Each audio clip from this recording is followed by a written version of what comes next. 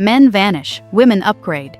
Every time a man disappears without explanation, a woman gets sharper, quieter, and stronger. Because while he's out there playing silent games, she's out here mastering the art of emotional boundaries. Ghosting doesn't break women anymore, it builds them. Because every soft ghost creates a hard woman. Let's talk about soft ghosting, that slow fade out where someone doesn't vanish all at once, but piece by piece. They start replying later, their texts get shorter, their energy gets colder, and then, one day, they're gone, not blocked, not deleted, just faded. Soft ghosting is emotional starvation. It's when someone starts pulling away silently just to avoid confrontation. They don't have the courage to end it directly, so they make you end it for them. They'll still view your story, still like a post here and there just enough to confuse you. They want you to wonder, they want you to chase clarity. Because they feed off your confusion, it gives them power. But here's the truth. Soft ghosting isn't rejection. It's emotional cowardice. It's someone too weak to handle adult honesty.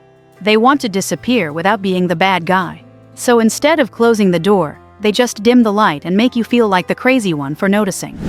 But that's not your fault. That's their emotional immaturity trying to look mysterious, and when you realize that, the confusion turns into clarity. You stop asking, why did they pull away? And start thinking, why did I tolerate inconsistency for this long? Soft ghosting doesn't deserve your closure. It deserves your distance. Let's be clear, boundaries aren't cruelty. They're emotional self-defense. A boundary isn't a wall, it's a velvet rope. It doesn't lock people out, it controls who gets access. Because love isn't about availability, it's about alignment. You don't have to block everyone who ghosts you sometimes. The best boundary is silence that costs them your presence. Without boundaries, you become emotionally bankrupt, giving away energy to people who never earned it. You start explaining your worth to people who only understand convenience, and that's where most people lose themselves, in over-explaining to the wrong audience. Boundaries protect your peace from emotional parasites. They remind you that you're not a therapist for people who refuse to communicate. Once you learn how to set limits, you'll realize peace isn't expensive, it's selective, and not everyone deserves access to the calm you've worked hard to build. Boundaries aren't punishment, they're a mirror. When you set one, you find out who respects you and who is just using you. The ones who disappear when you draw a line were never there for love, they were there for control. So next time someone fades out softly, don't chase. Let the silence expose their intentions. Your peace is the loudest response. Getting blocked used to feel like rejection, now it feels like a gift. Because being blocked by the wrong person means being freed for the right opportunities. When someone cuts you off digitally, don't panic, celebrate. You were just saved from repeating lessons you already learned. People who block you to feel powerful always forget that silence makes you unpredictable. They wanted to disappear to make you wonder, but you evolved instead. You didn't chase, you didn't cry, you simply shifted energy. You turned what was meant to confuse you into fuel, you upgraded in peace.